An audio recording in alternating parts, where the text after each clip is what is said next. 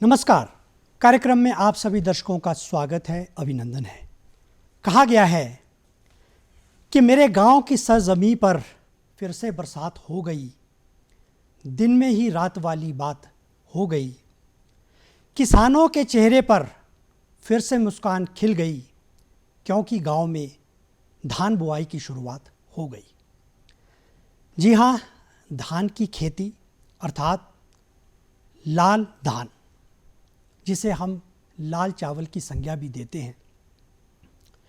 इसकी क्या गुणवत्ता है, इसकी क्या महत्ता है और इसकी पैदावार किस प्रकार की जाती है, जब हम हिमाचल प्रदेश के परिप्रेक्ष्य में बात करते हैं। इस विषय पर जानकारी देने के लिए हमारे कार्यक्रम में विशेष रूप से आमंत्रित हैं श्रीमती वर्षा शर्मा जी। वर्षा जी, आपका कार्यक्रम में स्वागत है, अभिनंदन है। धन्यवाद जी। दर्शकों, वर्षा शर्मा जी जिला शिमला के चड़गांव क्षेत्र से संबंध रखती है और बड़ा हर्ष का विषय है। हर्ष का विषय इसलिए है क्योंकि देखिए, कहा जाता है कि women is the real architect of the nation. राष्ट्र निर्माण में महिला एक वास्तुकार की भूमिका निभाती है और अपने क्षेत्र में, हालांकि इनके क्षेत्र में लाल चावल की जो खेती है, लाल धान की खेती बहुत वर्षों से होती आ रही है, लेकिन उसमें इन्होंने प्राकृतिक खेती करके एक नए आयाम को स्थापित किया है और इनके समुदाय को राष्ट्रीय पुरस्कार से भी नवाजा गया है। उस पर भी हम जैसे जैसे कार्यक्रम पर चर्चा बढ़ती जाएगी, इनके मुखारबिन से हम जानेंगे। वर्षा जी, एक बार पुनः आपका कार्यक्रम में स्वागत है, अभिनंदन है। धन्यवाद जी। सर्वप्रथम मैं आपसे जानना चाहूँगा, जब हम लाल धान की बात करते हैं, लाल चावल की बात करते हैं, इसका क्या इतिहास है, क्या इसकी पृष्ठभूमि है? हाँ जी, नमस्कार जी। पहले तो मुझे यहाँ बुलाने पर बहुत बहुत धन्यवाद। मैं Varsha Sharma, president red rice farmer Rohru से की छुआरा ब्लॉक के पेजा गांव से बिलोंग करती हूँ। जी, स्वागत है आपका जी। इसका इतिहास इस प्रकार है कि जैसे कहा जाता है कि 1500 साल पहले से लाल धान की खेती की जाती है जी। पहले उस क्षेत्र में मील और कुल जाति के लोग रहते थे जी। उसके बाद आर्य समाज के लोगों ने उनको प्रताड़ित करके वहाँ पे स्वयं कब्जा कर लिया उस क्षेत्र में। उसके बाद क्या हुआ, वो राजाओं के अधीन चले गया। कुछ समय के बाद राजाओं के अधीन चले गया और जो हमारा वो एरिया था वो टिहरी गढ़वाल राजा के अधीन चले गया। तो उसके बाद टिहरी गढ़वाल के राजा ने अपनी बेटी रामपुर बुशहर के राजा से ब्याह हो गया उनका, और वो एरिया देज स्वरूप मूड़ी के लिए उन्होंने अपनी बेटी को दान में दे दिया। जी। उस वक्त क्या होता था, एग्जीबिशन राज दरबार में लगती थी। अब तो लैब में टेस्टिंग होती है, उस वक्त एग्जीबिशन राज दरबार में लगती थी। और जो भी है हमारे छोटी घाटी में उगने वाला रेड राइस, उन्होंने सब ने, जैसे मछली है, गुम्मा है, दगोली, जांगला, नल्ला, टोरसा, वहाँ का लाल चावल राज दरबार में लिया जाता था। वहाँ उसकी उस वक्त पका के उसकी गुणवत्ता देखी जाती थी। वो जो पका के फिर गुणवत्ता देखी गई, उनको पकाने के बाद एक पत्थर पे रख दिया गया। पत्थर पे जो पेजा का राइस था, रेड राइस था, वो ज़्यादा ऑयल छोड़ रहा था। हाँ जी। फिर वहाँ के राजा बुशहर जी ने उसके बाद पेजा के लाल चावल को प्रथम स्थान दिया था, क्योंकि उसमें चिकनाहट ज़्यादा थी और चावलों की उपेक्षा, इसीलिए उस वक्त से ये उस वक्त प्रथम था, आज भी जो प्रथम है। हाँ जी। जैसा कि वर्षा जी ने छॉर्टू राइस के बारे में बताया, क्योंकि देखिए जो लाल धान है, लाल चावल है, उसके लिए कहा जाता है कि ये हिमालयी क्षेत्रों में बहुत पाया जाता है। और जब हम हिमाचल परिप्रेक्ष्य में आज बात कर रहे हैं, तो जैसा कि रोडू उपमंडल जो चड़गांव का क्षेत्र आता है, वहाँ पर इसकी खेती की जाती है, जहाँ पर छॉर्टू राइस की जो प्रजाति है, किस्म है, उसका जो है सर्वोत्तम वहाँ पर उत्पादन होता है। और हमारे कुल्लू मनाली के क्षेत्रों में भी, जिसे हिमालय लाल चावल कहा जाता है, पौष्टिकता और जिसे कह सकते हैं कि एक सांस्कृतिक धरोहर के रूप में उसका पैदावार किया जा सकता है। वर्षा जी, मैं आपसे जानना चाहूँगा, क्योंकि देखिए जैसा कि आपने इसकी पृष्ठभूमि के बारे में बताया, क्योंकि देखिए किसी भी पैदावार के लिए, चाहे वो लाल धान हो या किसी भी प्रकार का हमें उत्पादन लेना हो कृषि बागवानी के क्षेत्र में, उसके लिए एक भूमि का चयन, जो भूमि है वो एक स्वस्थ होनी चाहिए। तो इसमें किस प्रकार की भूमि हमारी जो है होनी चाहिए? उसमें अहम ये रहता है कि भूमि हमारी उपजाऊ होनी चाहिए। उपजाऊ भूमि के लिए जो वहाँ की भूमि है, मेन उसके क्या है कि जो वहाँ से ऊपर थोड़ी ऊपर छोटा से ग्लेशियर है, वहाँ से जो पानी आता है वो रास्ते में जड़ी बूटियों का दोहन करके सिंचाई हेतु हमारे क्यार तक पहुँचता है।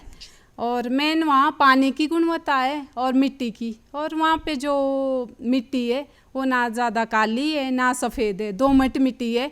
पानी और मिट्टी की गुणवत्ता की वजह से वहाँ का चावल उसमें गुणवत्ता ज़्यादा है। आपके कहने का मतलब है जो लाल धान का की जो हम खेती या चावल की बात कर रहे हैं, जैसा कि आपने कहा कि जड़ी बूटियों का पानी है, हाँ जी, तो वो स्वतः ही एक स्वस्थ और स्वच्छ जल होगा। स्वच्छ जल, हाँ और जी। दोमट मिट्टी जो जैसे आपने हाँ कही, जी। तो वो लाल चावल के लिए बहुत ही उपजाऊ सिद्ध होती है। हाँ जी। और जैसा कि वर्षा जी कहा भी जाता, मुझे एक संस्कृत का श्लोक याद आ रहा है, क्योंकि देखिए जब भूमि हमारी स्वस्थ होगी तो उत्पादन स्वस्थ होगा। जब उत्पादन स्वस्थ होगा तो जो उसका उपभोग करने वाला व्यक्ति विशेष वो स्वस्थ रहेगा। तभी दर्शकों कहा जाता है कि सुक्षेत्रे वप्यद्विजम सुपात्रे निक्षेपेत धनम सुक्षेत्रे च सुपात्रे च ह्यूतम दत्तम च न नश्यति। कहते हैं कि जब स्वस्थ जो भूमि होती है उसमें डाला गया बीज, और सुपात्र, यदि आपका घर में जो संतान है वो सुपुत्र होगी, उसको दिया गया धन वो कभी नष्ट नहीं होता, बनिस्पत हमेशा उसकी बढ़ोतरी ही होती है। अब मैं आपसे जानना चाहूँगा, ये तो बात धरा को लेकर के हुई,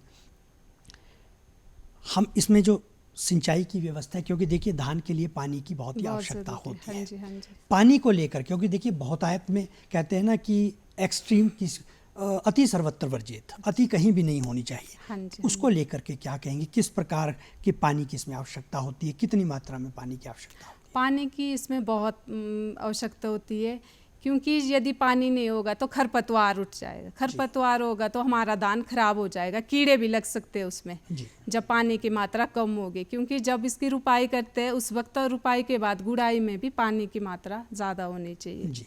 हाँ जी। तो जैसा हमने कहा अति सर्वत्र में, मतलब बहुत ज़्यादा जल भराव भी नहीं होना चाहिए। हाँ जी, उतना ज़्यादा भी नहीं ताकि हमारा धान खराब हो जाए। जी। हाँ जी। अब जब हम इसकी पैदावार की बात करते हैं तो जो इसकी बीज होती है, उसके पौध होती है, उसकी उपलब्धता कैसी रहती है? क्योंकि स्वयं आप जो अपना ये बीज होता है या जो पौध होती है इसको सुरक्षित करके रखते होंगे अगली पैदावार की, इसके बारे में थोड़ा सा बताइए। हाँ जी, पहले जैसे बीज, मेन तो बीज ही है। पहले तो हमारे को बीज अमृत बनाना है, इसके लिए बोने के लिए बीज अमृत, वो भी प्राकृतिक खेती द्वारा बीज अमृत बनाना है। हाँ जी, पहला हमारा बीज अच्छा होना चाहिए ताकि फसल अच्छी हो। जी। हाँ जी।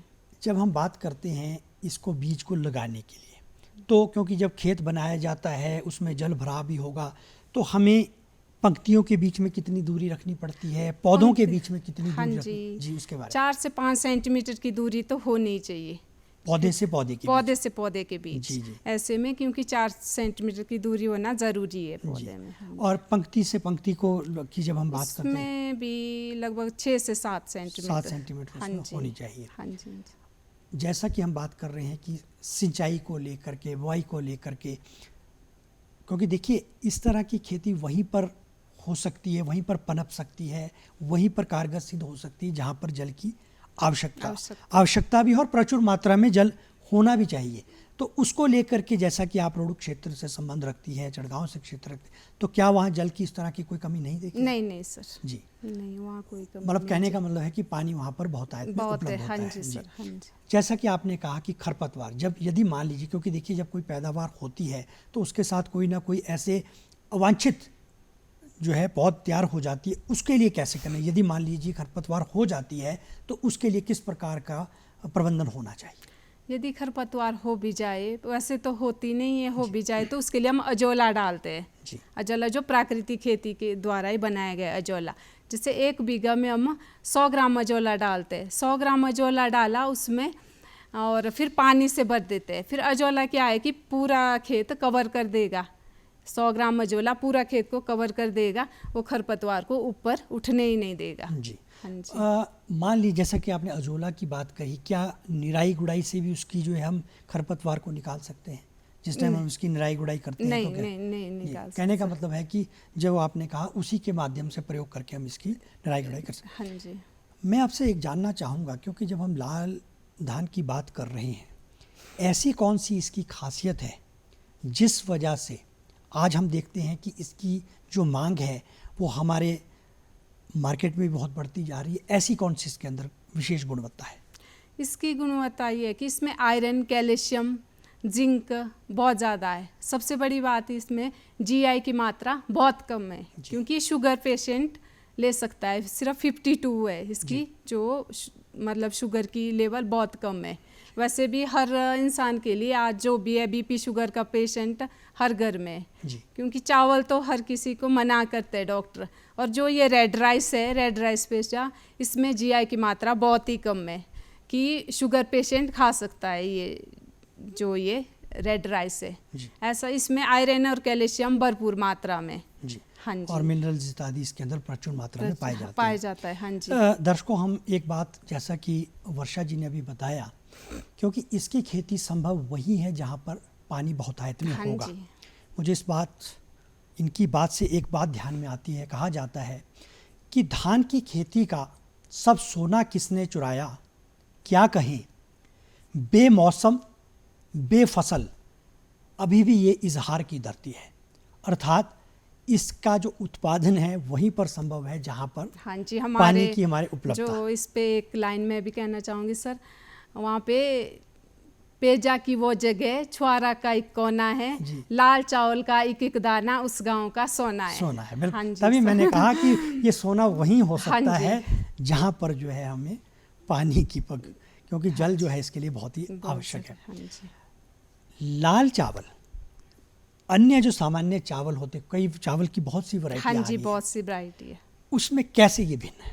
हाँ जी, उसमें उतनी गुणवत्ता नहीं है सर जितने हमारे चावलों में गुणवत्ता। ये उसके बाद टेस्ट करके ये गुणवत्ता का पता लगा है। हर जगह से चावल लिए गए, पालमपुर यूनिवर्सिटी में इसकी जो टेस्टिंग हुई है, हर जगह का चावल गया, और जो पेजा का रेड राइस है उसमें ये सब गुणवत्ता पाई गई। जी। हाँ, तो कहने का मतलब है कि इसकी गुणवत्ता बहुत पाई गई है। हाँ जी, हाँ जी।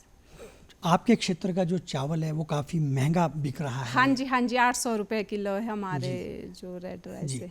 तो पेटेंट चावल है। हाँ जी, बिल्कुल पेटेंट जो है ये चावल है। जी हाँ जी, हाँ जी।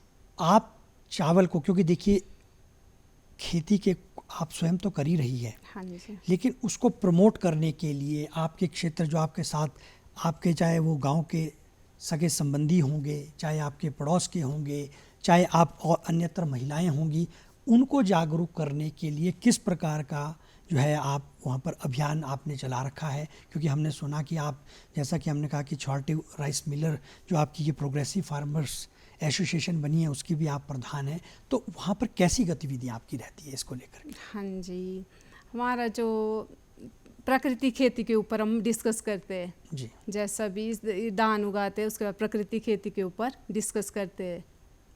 जी, जैसा आप कह रही हैं कि प्राकृतिक खेती से आप इसका जो है उत्पादन कर रही है। हाँ जी, क्योंकि देखिए हमें वो समय भी याद है हरित क्रांति का, जब हमें बहुतायत में उत्पादन की आवश्यकता थी, क्योंकि हमारी जनसंख्या बहुत बढ़ रही थी। हाँ, और हमने रसायनों का प्रयोग किया। हाँ जी। आज जैविक खेती का दौर आ गया है, प्राकृतिक खेती का दौर आ गया है। जब हम धान के संदर्भ में बात करते हैं, लाल धान की बात हो रही है, तो इसमें आप प्राकृतिक खेती से कौन कौन सी विधियाँ, क्या इसमें आप, क्योंकि देखिए प्राकृतिक खेती के लिए पशुपालन का होना भी बहुत ज़रूरी है। क्योंकि जब पशु होंगे तो उससे मल मूत्र गोबर, उस पर भी थोड़ा सा आप बताएं। हाँ जी, पहले हम जैसे बीज अमृत बनाते हैं, पहले खेत को तैयार किया जाता है। तैयार करने के बाद हम बीज अमृत बनाते हैं। बीज अमृत के बाद जैसे बीज बोने के बाद फिर उसमें गंजीबमृत डालते हैं। गंजीबमृत मैं चाहूंगा कि थोड़ा सा अगर आप विधियां भी बता दें, क्योंकि किसान जैसे बीज अमृत के हम एक एक पे अगर आप बता दें तो। बीज अमृत के लिए ये कि या तो बुना हुआ चूना या राख भी, राख में उसको मिक्स करके बीज अमृत बनाते हैं। गंजीबमृत है गौमूत्र, जैसे गोबर, बेसन, गुड़, इससे गंजीबमृत बनाया जाता है। फिर आएगा बीजमृत, गंजीबमृत, उसके बाद आएगा जीवामृत। जीवामृत हम ऐसे जैसे रुपाई करते हैं, रुपाई करने के बाद जीवामृत की स्प्रे करते हैं। जीवामृत के लिए भी यही कि गौमूत्रों ना, गाय का गोबर, गुड़ और बेसन, फिर 100 लीटर पानी में इसको डाला, उसके बाद मिला के कुछ समय के बाद हम जीवामृत तैयार करते हैं। जी। हाँ जी। वर्षा जी, क्योंकि देखिए जब हम प्राकृतिक खेती की बात करते हैं हाँ जी। उसमें पशुधन की भी पशु आवश्यकता, की तो उसमें वनस्पति की आवश्यकता, हाँ जो जी। चीड़ पत्तियां होती हाँ है, जी, हाँ जी। क्योंकि देखिए कई फसलों में चीड़ पत्तियों से उसको ढक करके रखा जाता है ताकि जो हमारी मृदा है वो बिल्कुल स्वस्थ रहे, उसमें स्वस्थ किसी रहे, हाँ प्रकार जी। के जो है जैसे हाँ जी। पोषक तत्व, सूक्ष्म पोषक हाँ तत्व जी, या हाँ स्थूल जी, हाँ पोषक जी। तत्व होते हैं, उनको किसी प्रकार की क्षति ना हो। तो हाँ जी। क्या वनस्पति की आवश्यकता इसमें भी होती है क्या, चीड़ पत्ती इत्यादि के लिए? क्या है इसका? होती है सर, होती है, इसमें भी आवश्यकता होती है, क्योंकि यदि कीड़े वगैरह लगे तो हमारे को उन वनस्पति को उबाल के उसके बाद जैसे कीटनाशक बनाना हो जी।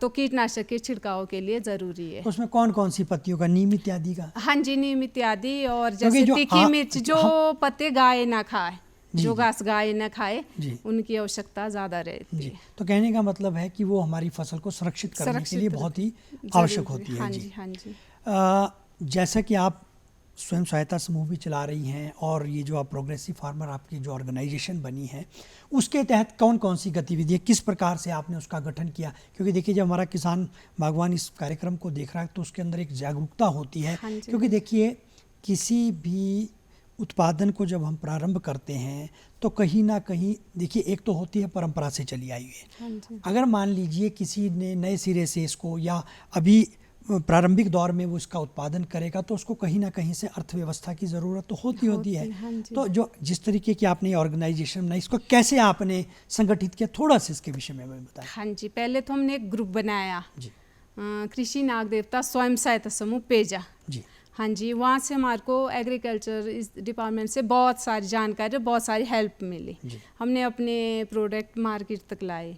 फिर वहाँ से उसके बाद क्या हुआ, साइंटिस्ट लोग आए पालमपुर यूनिवर्सिटी से, उन्होंने इस रेड राइस के ऊपर चर्चा की। जी। हाँ जी, चर्चा करने के बाद फिर हमारा चावल वहाँ ले गए पालमपुर टेस्टिंग के लिए। हाँ जी, फिर टेस्टिंग करने के बाद उन्होंने कहा कि ये चावल के लिए आप अवार्ड के लिए अप्लाई करो, इसमें ये गुणवत्ता देखी गई है। जी। हाँ जी, फिर हमने अप्लाई किया अवार्ड के लिए।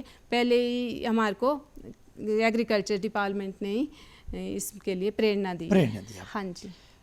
जब हम इसकी खेती की बात कर रहे हैं तो खेत के लिए हमें कितने क्षेत्र की इसमें आवश्यकता होती है और समुद्र तल से इसकी कितनी ऊंचाई होनी चाहिए, इस पर भी थोड़ी चर्चा हो जाए। हाँ जी, समुद्र तल से इसकी ऊंचाई 2500 से लगभग 3000 फीट की ऊंचाई पे होनी चाहिए। लाल धान उगाने के लिए इसकी ऊंचाई इतनी तो होनी चाहिए लगभग।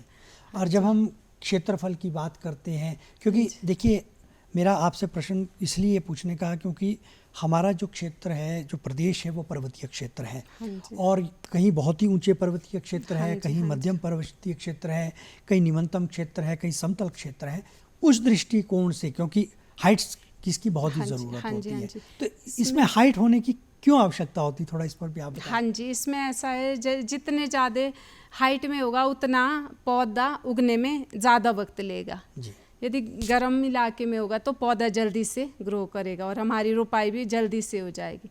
क्योंकि हाइट वाली जो ज़मीन है उसमें कम से कम 1.5 से 2 महीना तो लग ही जाता है पौधे को ग्रो होने में। जी। हाँ जी, जितना ज़्यादा गर्मी इसमें होगा उतना ज़्यादा ग्रो होगा। हाँ जी, जैसे अप्रैल महीने में मान लीजिए हमारा कोई किसान बागवान जो इस कार्यक्रम को देख रहा है और उसके मन में एक जिसे कहते हैं ना कि एक आपसे प्रेरित होकर एक प्रेरणा आती है कि मैं भी लाल धान को, और मान लीजिए कहीं वो आपके क्षेत्र से संबंध रखता हो, तो इसके लिए उचित समय कौन सा होता है जिस समय इसकी बुआई होनी चाहिए? हाँ जी, इसके लिए उचित समय अप्रैल महीने में इसकी बिजाई होती है।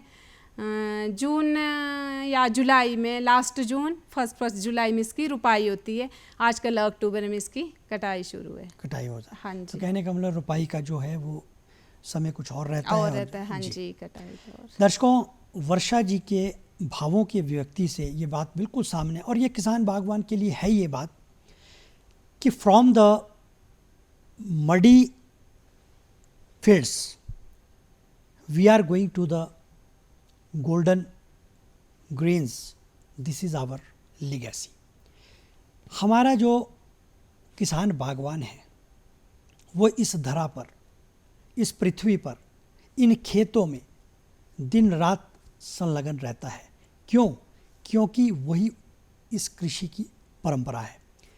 वर्षा जी, मैं आपसे जानना चाहूँगा, जब हम लाल धान की बात कर रहे हैं तो इसके विभिन्न व्यंजन भी बनते होंगे। हाँ जी सर। उन व्यंजनों के बारे में भी थोड़ा सा यदि उल्लेख हो जाए तो हमारे कार्यक्रम को जो दर्शक देख रहे हैं वो सभी उससे लाभान्वित भी होंगे, प्रेरित भी होंगे, आपसे प्रेरणा भी लेंगे। इसके तो बहुत सारे व्यंजन बनते हैं सर लाल चावल के, जैसे सिड्डू हुआ, लाल चावल का सिड्डू। मोमोज, बच्चे आज मोमोज बहुत पसंद करते हैं खाना। ज़रूरी नहीं बच्चे को मैदे वाले मोमोज खिलाए, रेड राइस के मोमोज खिलाओ। और फिर मूढ़ियाँ बनती है, 3-4 प्रकार की मूढ़ियाँ बनती है। पापड़ बनते हैं जिसको हम अपनी भाषा में शाकुली कहते हैं। हाँ जी, इसका अर्क निकाला जाता है। इसका अर्क पहले ज़माने में क्या होता था, बच्चों के लिए सेरेलैक, दूध नहीं होता था भरपूर मात्रा में, तो इसका अर्क जो हम अपनी भाषा में पींच बोलते हैं वो निकाला जाता था। और मूढ़ियाँ 3-4 प्रकार की, और ये इतना पवित्र है कि हाँ, जो रेड राइस है, बिना रेड राइस के देवते की पूजा तक नहीं होती सर। इसको जिंदाउल स्वरूप वहाँ भी चढ़ाया जाता है। कहने का मतलब है कि जब हम धार्मिक परिप्रेक्ष्य से देखें, धार्मिक दृष्टिकोण से देखें तो भी इसकी बहुत महत्ता है। हाँ जी। दर्शकों, एक बात मुझे पुनः याद आती, कहते हैं कि you can spread a soul in a paddy fields, you can whisper to a mango tree.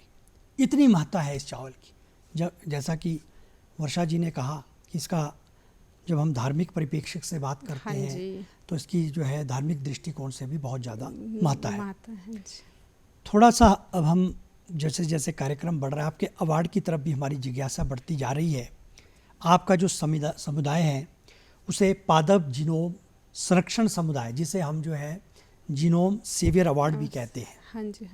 इस अवार्ड की क्या प्रक्रिया? वैसे तो आपने प्रारंभ में कह दिया कि पालमपुर यूनिवर्सिटी ने सबसे पहले आपको इसमें प्रेरणा दी कि आप इसके लिए कदम उठाएं, तो इस पर थोड़ा सा दृष्टिकोण डालें। सर, इसकी यही पहले पालमपुर यूनिवर्सिटी से साइंटिस्ट लोग आए। हाँ जी, फिर वो हमारे गांव में आए। हमारे गांव में उन्होंने कहा कि रेड राइस उगाते हैं, ये सुनने में आया कि इधर रेड राइस उगाया जाता है। फिर उन्होंने हर गांव से रेड राइस लिया।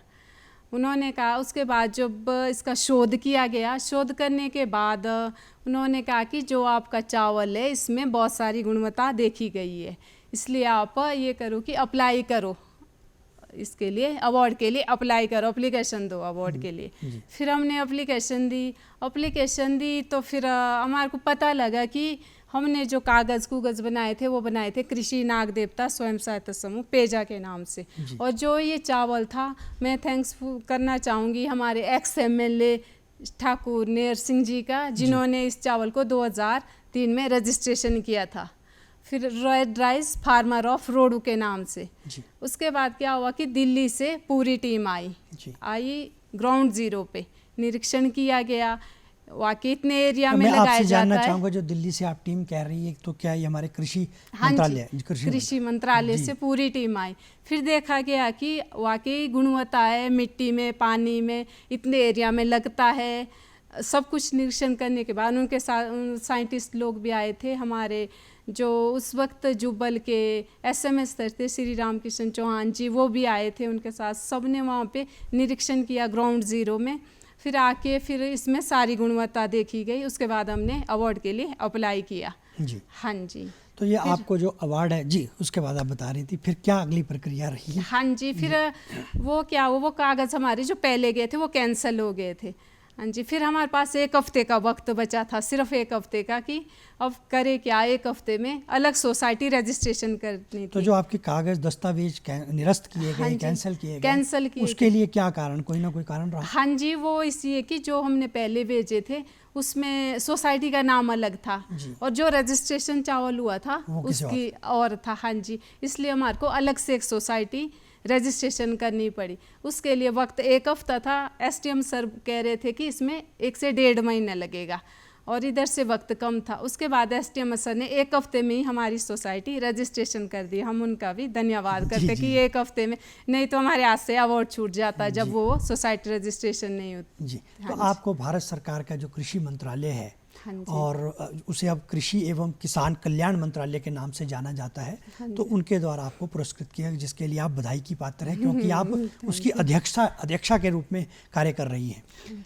तो उस पुरस्कार स्वरूप आपको कितनी धनराशि उसमें उपलब्ध हुई? उसके स्वरूप हमारे को 10 लाख रुपए की राशि और एक प्रशस्ति पत्र नई, हाँ जी, उनके द्वारा दिया गया। हाँ जी, कृषि अनुसंधान केंद्र नई दिल्ली में एग्रीकल्चर मिनिस्टर श्री नरेंद्र सिंह तोमर जी द्वारा सम्मानित की गई। इसके लिए आप प्रशंसा की और बधाई की पात्र हैं। Thank you. लेकिन हमें एक बात मालूम हुई है कि जो आपको 10 लाख की राशि मिली है, उसको आपने अभी तक उसका कहीं पर खर्च नहीं किया गया है। उसके पीछे क्या कारण रहे?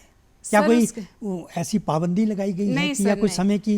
नहीं सर, ऐसा कुछ नहीं है। वो रेड राइस के प्रगति कार्य के लिए खर्च होगा। हाँ जी, अभी हमारे को व्यवस्था नहीं है कि मशीनें लानी है, ग्रेडिंग, पैकिंग की, शेलिंग, थ्रेशिंग, सब कुछ लाना है सर। उसके लिए हमारे को पहले जगह बनानी है, उसका शेड वगैरह बनाना है। ऐसा पाबंदी कुछ नहीं, पाबंदी कुछ नहीं, नहीं सर, पाबंदी नहीं। तो कहने का मतलब है कि जब ये आपको उस चावल के लिए, क्योंकि जो आपकी एक मेहनत थी, उसके मेहनत स्वरूप इसको मेहनताना कह सकते हैं, और इतने बड़े गौरव की बात है कि आपको राष्ट्रीय पुरस्कार से पुरस्कृत किया गया। हम अपने आप को बड़े गौरवान्वित महसूस कर रहे थे कि इतने बड़े मंच पे हमें नेशनल अवार्ड मिल रहा है। जी बिल्कुल। हाँ जी। जैसा कि हम बात कर रहे हैं कि आप प्राकृतिक खेती को अपने क्षेत्र में बहुत ही ज़्यादा जो है प्रमोट कर रहे हैं, और बड़ी अच्छी बात है। क्या जो धान की खेती है उसमें रासायनिक, यदि हम थोड़ा सा रासायनिक की बात भी कर ले, तो क्या रासायनिक खेती के माध्यम, मतलब हम रसायनों का प्रयोग करें, उससे भी जो है इसमें लगने वाले रोग कीट है, क्या उसको नियंत्रण किया जा सकता है? नहीं सर, हम तो प्रकृति खेती 2019 से प्रकृति खेती, क्योंकि इसमें कि हमारी जो ज़मीन है वो भी उपजाऊ रहेगी और बीमारी के कम चांस है, क्योंकि जो प्रकृति खेती है उसमें बीमारी के कम चांस है। जी हाँ जी। मान लीजिए इस खेती की ओर किसी ने आना हो, अग्रसर होना हो, क्या जो हमारे ये विश्वविद्यालय है या जो किसान हमारा कृषि विभाग है और जो दूसरे अन्य संबंधित, इससे संबंधित विभाग है, क्या किसी प्रकार का प्रशिक्षण किसानों, बागवानों के लिए, या मान लीजिए हमारे कार्यक्रम को देख करके कोई किसान, बागवान या नवयुवक, बेरोजगार नवयुवक प्रेरित होता है और आपके क्षेत्र में वो दौरा करना चाहता है, आपसे इसमें जानकारी लेना चाहता है, तो उस पर क्या कहना चाहेंगी आप? हाँ जी, बिल्कुल ले सकते हैं, क्योंकि इसमें मेन तो एग्रीकल्चर वालों का ही है, क्योंकि जो BTM ATM सर होते हैं वहाँ के, वो आके हमारे को ज़मीन में ऐसे बोलते कि ये करो आज, ये आज, उन्होंने ट्रेनिंग दे के वहाँ पे आ सकते हैं सर। वर्षा जी, आप हमारे कार्यक्रम में आई, इतनी महत्वपूर्ण जानकारी आपने आज के विषय से संबंधित दी, इसके लिए हम आपके बहुत बहुत धन्यवादी हैं। तो दर्शकों, अंततोगत्वा यही कहना चाहूँगा, कहा जाता है the beauty of the paddy fields lies in the silence of the earth. Varsha ji ने इतनी महत्वपूर्ण जानकारी आज के विषय पर दी। हम अपेक्षा करते हैं कि जिन्होंने भी इस कार्यक्रम को देखा होगा वो इनके द्वारा दी गई जानकारी से अवश्य लाभप्रद होगा। अब हमारे कार्यक्रम का समय समाप्त हो रहा है, हमें दीजिए अनुमति। नमस्कार।